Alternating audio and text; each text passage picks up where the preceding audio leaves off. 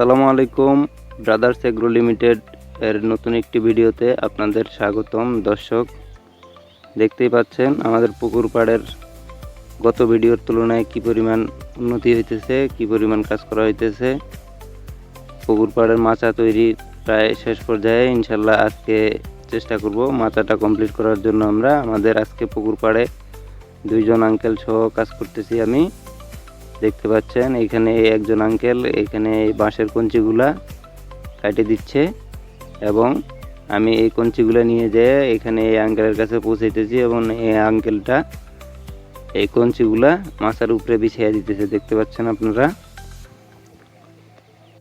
এই যে আমাদের এই পুকুর পাড়ে যে গর্তগুলা দেখতে পাইতেছেন, এই গর্তগুলাতে পেঁপের চারা রোপণ করা হবে। গর্তগুলো গর্ত করে রাখা হয়েছে আপাতত। এখানে আমাদের আজকে ভার্মি কম্পোস্ট আসবে। পরে আমরা গর্তটা আর একটু বড় করে ওটা নেক্সট একটা পেঁপের ভিডিওতে আপনারা সমস্ত পেঁপের আপডেটটা পাবেন। এবং আমাদের পুকুরে যে ড্রামটা দেখলেন, এই ড্রামের উপরে আমরা শেড তৈরি করে এখানে হাঁস পালন করব এবং পুকুরে মাছ পালন করব। সকলে আমাদের জন্য দোয়া করবেন। ভিডিওটি যদি ভালো লাগে ভিডিওটিতে একটি লাইক দিয়ে কমেন্টের মাধ্যমে আপনার মূল্যবান মতামত জানাবেন।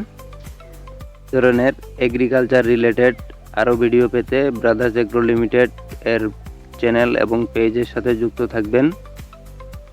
আমরা আমাদের এই পুকুর পাড়টিকে যথাসাধ্য চেষ্টা করতেছি যে যতভাবে ব্যবহার উপযোগী করে গড়ে তোলা যায়, সেই লক্ষ্যে আমরা কাজ করতেছি।